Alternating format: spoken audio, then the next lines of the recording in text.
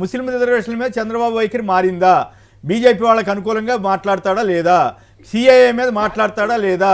ఇలా అనేకం. ఇక వెంకటరెడ్డి గారు ఆ విషయాలన్నీ మాట్లాడతారు. కేఎస్ఆర్ గారు, ముందుగా మీకు ప్యానల్లో ఉన్న అందరికీ అట్లానే సాక్షి టీవీ ప్రేక్షకులందరికీ నమస్కారాలు, గుడ్ మార్నింగ్. మామూలుగా ఓసరవెల్లి అని మనం కొడితే వికీపీడియాలో వస్తుంది ఏమని, ఓసరవెల్లి తన రంగులను మార్చడం దాని సహజ గుణం. అది ఒక చెట్టు మీదకి వెళ్తే ఆ చెట్టు రంగులోకి వెళ్ళిపోయిద్ది, లేదంటే ఆ వస్తువు మీదకి వెళ్తే ఆ వస్తువు రంగులోకి మారిపోయి ఏదో విధంగా అక్కడ రక్షణ పొంది వేటాడటానికి చూస్తుంది అని చెప్పి. కేం రాజకీయ ఓసరవెల్లి. సపోజ్ బీజేపీ దగ్గరికి వెళ్ళాడు, బీజేపీ రంగులోకి వెళ్ళిపోతాడు చంద్రబాబు నాయుడు. కాంగ్రెస్ దగ్గరికి వెళ్తే కాంగ్రెస్ రంగులోకి వెళ్ళిపోతాడు. కమ్యూనిస్టుల దగ్గరికి వెళ్తే కమ్యూనిస్ట్ పార్టీ సిద్ధాంతాలు వచ్చేస్తాయి. అదే బయటకు వచ్చేస్తే మళ్ళీ వాళ్ళందరూ ఇదైపోతారు, టూరిజం అంటాడు, రకరకాలుగా మాట్లాడతాడు. అక్కడికి వెళ్ళి వేటాడుతుంది దాని స్వభావం. అక్కడికి వెళ్ళినా ఈ రాజకీయ పార్టీలు మంటి వేటాడతాడు. సేమ్ అక్కడ ఓసరవెల్లి ఏ స్వభావం ఉందో ఇక్కడ రాజకీయ ఓసరవెల్లిగా చంద్రబాబు నాయుడు స్వభావం అచ్చంగా డిటో దిద్దినట్టుగా ఈరోజు కనపడతా ఉంది. ఇందుకు అనేక సందర్భాల్లో మొన్నటిదాకా మీకు మోడీ గారితో ఉన్నప్పుడు మోడీ అంత గొప్పవాడు లేడు అన్నాడు. మోడీ గారిని వ్యతిరేకించి నాకు పెళ్ళాన్ని చూసుకుని వెళ్ళాడు, ఈ దేశాన్ని పరిపాలిస్తాడు, ఈ మోడీ అసలు గో బ్యాక్, నువ్వు అసలు మా రాష్ట్రంలో అడుగుపెట్టే హక్కు లేదు, నువ్వు చచ్చావో బతికావో చూస్తానికి వస్తున్నావు మా రాష్ట్రానికి, మేమన్నా చచ్చిపోయావు అనుకున్నావా, అసలు బతుకున్నావు అనుకున్నావా, చూస్తానికి మా రాష్ట్రానికి నువ్వు వస్తున్నావా, నువ్వు రావడానికి వీల్లేదంటాడు. తర్వాత ఇప్పుడు మోడీ అంత అనుభవం అన్నాడు, మళ్ళీ లేడంటాడు. కాంగ్రెస్ దగ్గరికి వెళ్తేనేమో దేశం కోసం కాంగ్రెస్తో కలిశానంటాడు. ఇప్పుడే మళ్ళీ మోడీ దగ్గరికి వెళ్తేనేమో రాష్ట్రం కోసం, ఈ రాష్ట్ర భవిష్యత్తు కోసం మోడీతో కలుస్తున్నా అంటాడు. ఆ రోజు విడిపోయింది కూడా రాష్ట్ర భవిష్యత్తు కోసం, ఏదో కలుస్తుంది కూడా రాష్ట్ర భవిష్యత్తు కోసం. అంటే ఈ విధంగా రంగులు మార్చడం తన స్వభావం. ఈ రంగులు అయితే ఒక మాట అన్నా అంటండి, భావితరాల కోసం రాజీ పడ్డాడని అన్నాడట. ఇప్పుడే మా మిత్రుడు ఎవరో చెప్పారు, ఏది నిన్న, అంటే భావితరాల కోసం తన కొడుకు భవిష్యత్తు కోసం రాజీపడి ఇప్పుడు ముస్లింలకు రిజర్వేషన్ ఎత్తేస్తాడా, లేకపోతే సిఏఏ అమలు చేయమని ఇప్పుడు అడుగుతాడా? ఇవన్నీ కూడా ప్రస్తావనకు వస్తాయి కదా. భావితరాల కోసం కాస్త తన కొడుకు భవిష్యత్తు కోసం. ఎందుకంటే చంద్రబాబు నాయుడు ఆల్రెడీ అరెస్ట్ అయ్యాడు, ఇంకా కేసుల మీద కేసులు ఉన్నాయి. రేపొద్దున మళ్ళీ ఎటువంటి జగన్మోహన్ రెడ్డి గారు మళ్ళీ ఇక్కడ అధికారంలోకి వస్తారు కాబట్టి మళ్ళీ లోకేష్ కేసులో ఇరుక్కుంటాడు, దాన్ని కాపాడుకోవడం కోసం వెళ్ళా అని చెప్పి భావితరాల భవిష్యత్తు అని చెప్పి చెప్పుంటాడు. ఫ్లోలో డైరెక్ట్ చెప్పలేడు కాబట్టి అట్లా. ఇప్పుడు బీజేపీ వాళ్ళని కూడా నేను క్వశ్చన్ అడుగుతున్నా. నెల రోజుల క్రితం మీ డిబేట్లోనే సామంత్ గారు నేను ఉన్నప్పుడు ఆయన ఏమన్నాడంటే, తెలుగుదేశం కుటుంబ అవినీతి పార్టీ, ఆ పార్టీతో మేము కలవ అన్నాడు సార్ మీ డిబేట్లో.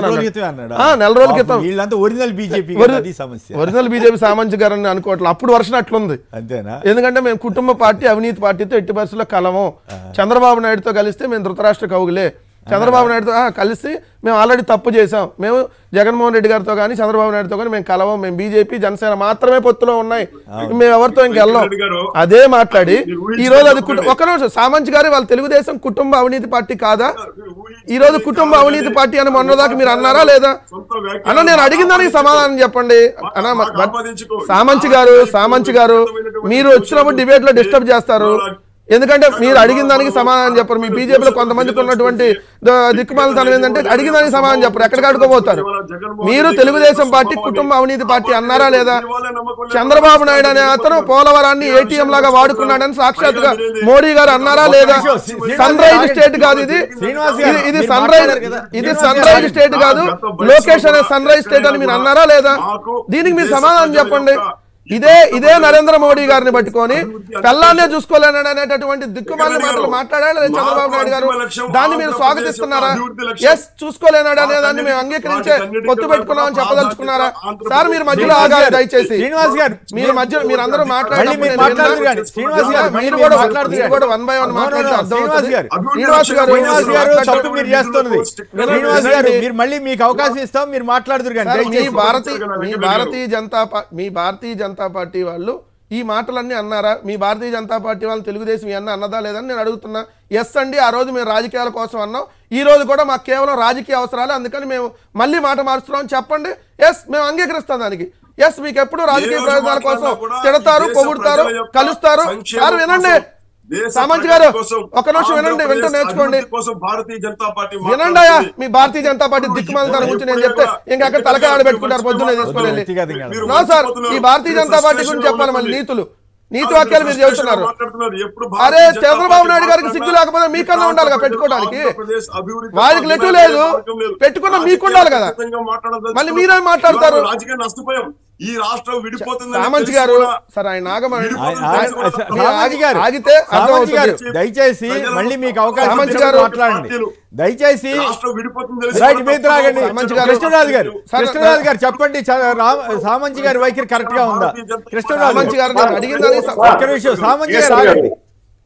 కేసరి గారు సామంత్ గారి వైఖరి కాదండి, ఈవెన్ అమిత్ షా గారి వైఖరి కూడా సరిగ్గా సక్రమంగా లేదు, చాలా అనైతికంగా ఉంది. అదేంటి? చంద్రబాబు నాయుడు గారికి ఎన్డీఏ డోస్ శాశ్వతంగా క్లోజ్ చేశాను అని చెప్పిన వ్యక్తి అమిత్ షా గారు.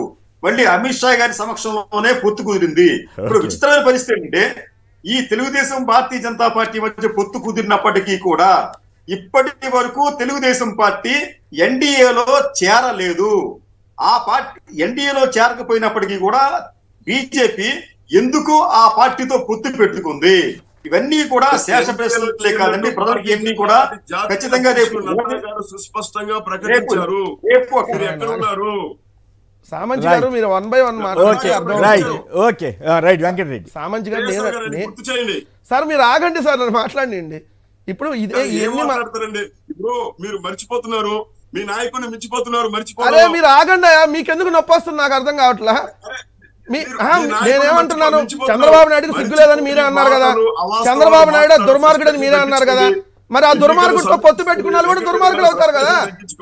మీ నరేంద్ర మోడీ గారు భార్యను తెచ్చినా మీ బీజేపీ వాళ్ళకి సిగ్గు లేదు, మీ అమిత్ షా మీద రాలేసినా మీ బీజేపీ వాళ్ళకి సిగ్గు లేదు.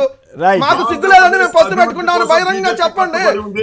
మా రాజకీయ ప్రయోజనాల కోసం మేము ఎవరితో అయినా పోతామండి, మా బతుకులు అంతే అని చెప్పండి, ఒప్పుకుంటాం, అంగీకరిస్తాం. దాని గురించి